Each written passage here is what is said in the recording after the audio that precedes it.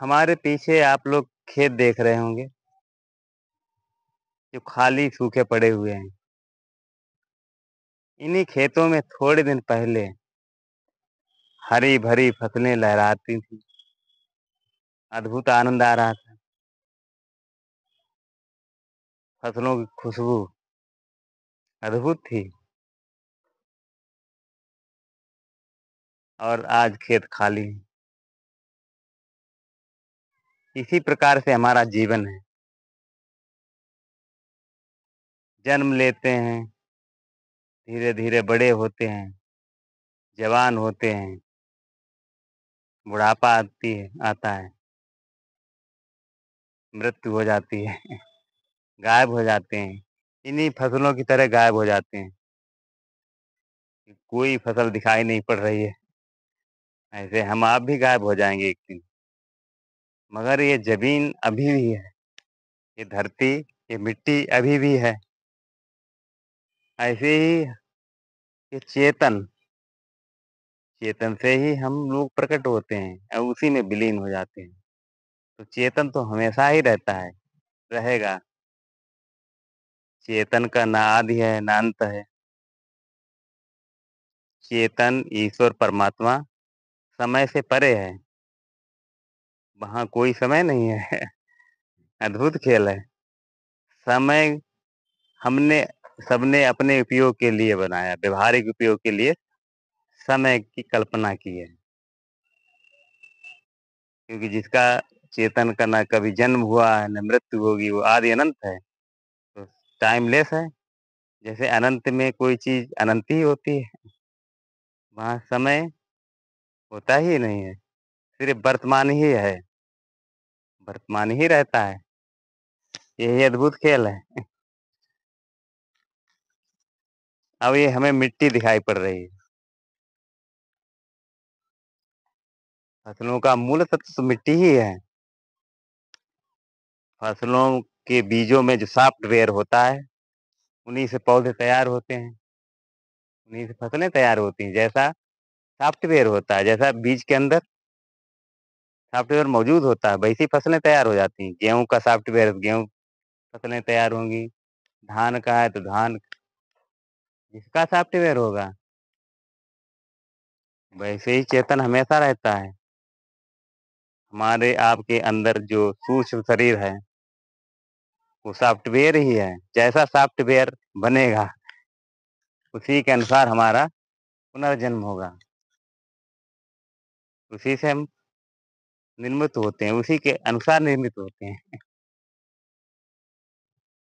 चेतन तो हमेशा एक ही जैसा रहता है। जो व्यक्ति मुक्त हो जाता है, वो चेतन में विलीन हो जाता है। जैसे इन फसलों का सॉफ्टवेयर डाला गया, बीज डाले गए, वैसे तैयार हुई हैं। ज़मीन तो मौजूद ही है, वैसे ही है, उसमें कोई अंतर नहीं पड़ा। इसी प्रकार से हम जो सॉफ्टवेयर बनाते हैं, उसी के अनुसार हमारा पुनर्जन्म होता है। अगर वो सॉफ्टवेयर डिलीट हो जाए, तो हम चेतनमय ही हो जाएँगे, मुक्त हो जाएँगे और पुनः जन्म भी नहीं होगा। तो सॉफ्टवेयर तैयार होता है मन, मस्तिष्क, बुद्धि से। यही हमारा सूक्ष्म शरीर है। इसी में सब फ़ीड होता रहता है और अवचेतन मन में चला जाता है। जब हम सोते हैं, तो स्वप्न में वही देखते हैं, जो हमारे सॉफ्टवेयर में अंदर जो फ़ीड होता है, उसी को हम देखते हैं और सब डिलीट हो जाए, ब्लैंक हो जाए, सिर्फ़ खाली हो जाए, तो हम चेतनमय ही हो जाएँगे, चेतनमय हैं ही। समुद्र की लहरें समुद्र से अलग नहीं हैं, वो हवा के विक्षेप के कारण लहरें उत्पन्न होती हैं। उसी प्रकार से हमारा सॉफ्टवेयर सूक्ष्म मन, मस्तिष्क है, जो हमारे बंधन गाँठें बंधती हैं, उन्हीं का जन्म होता है। उनको खोल दें, तो मुक्त हो जाएँगे, मुक्त होकर खेलते भी रहेंगे और जन्म के बाद भी मुक्ति रहेंगे। कि जितनी हमारी गाँठें प्रगाढ़ होंगी, उतने ही ज़्यादा हम बंधनों में फँसेंगे और उतने ही उसी के अनुसार हमारा जन्म होगा। ये अटल सत्य है। ये आप प्रयोग करके देख सकते हैं कि जिसका बीज डालेंगे वही इस ज़मीन में उगेगा। तो जैसा चेतन में बीज डालेंगे वही उगेगा।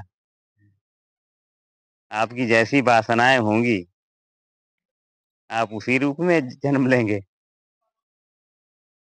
पशुओं जैसी वृत्ति बनाए रखेंगे तो पशु योनि मिलेगी। ये निश्चित ही है, क्योंकि ना यहाँ कोई मरता है, ना जीता है, सब अमर ही हैं, बस रूप परिवर्तित होता है। ये सत्य है।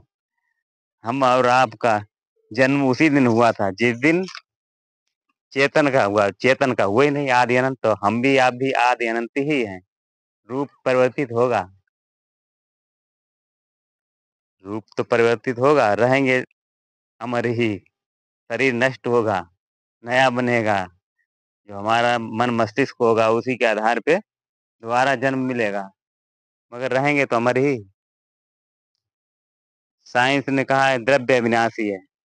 द्रव्य और द्रव्य ऊर्जा से बना है, तो ऊर्जा भी अविनाशी है, तो अविनाशी है, तो मरता कौन है? रूप परिवर्तित होते हैं,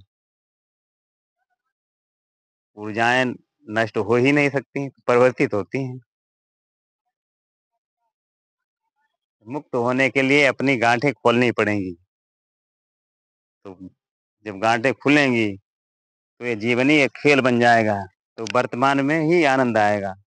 जब मुक्त होंगे तब होंगे, और मुक्त नहीं है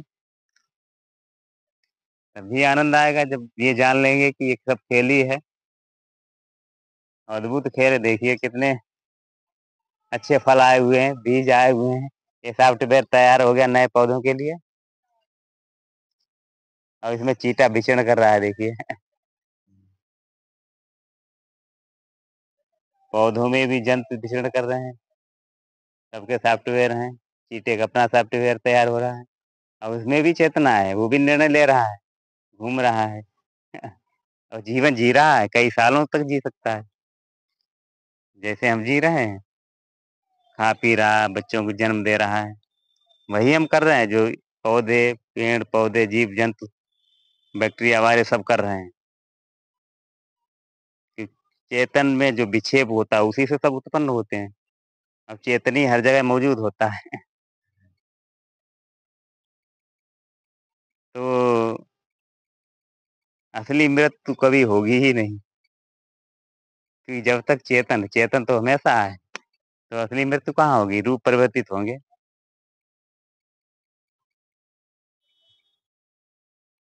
कबीर दास ने भी कहा, जब हरि मरे तब हम मरे। तो हरि कभी मरेंगे नहीं, ईश्वर चेतन तो हमेशा ही है, तो हमारी मृत्यु कभी नहीं होगी। शरीर बदलेगा, सब अविनाशी ही है, और खेल चलता रहता है। इस जमीन में कोई प्रभाव पड़ा नहीं है।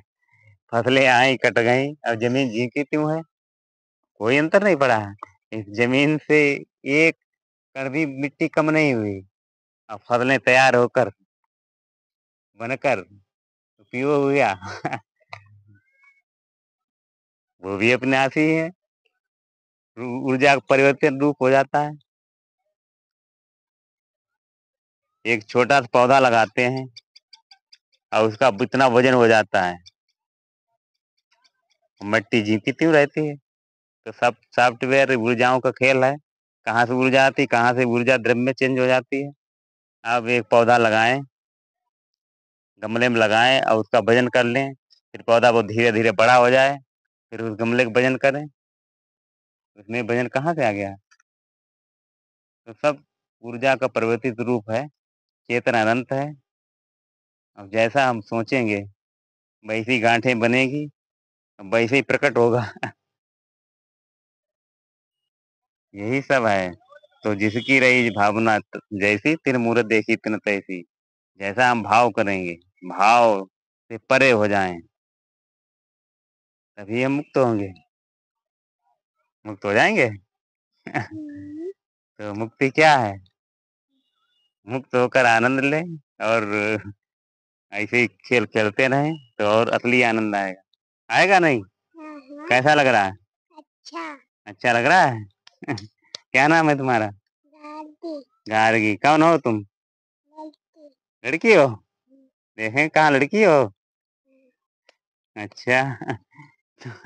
तो बच्चों को जैसा सिखा दिया जाता है वैसे बच्चे बोलने लगते हैं। ना वो लड़की है न पुरुष है न स्त्री, व्यवहारिक तौर पे है वो शुद्ध चेतन ही होते हैं सर। ना कोई स्त्री है न पुरुष है, बच्चा है। व्यवहारिक तौर पे सब सत्य रहेंगे, मगर अंदर से सब चेतनमय ही है। नमस्कार।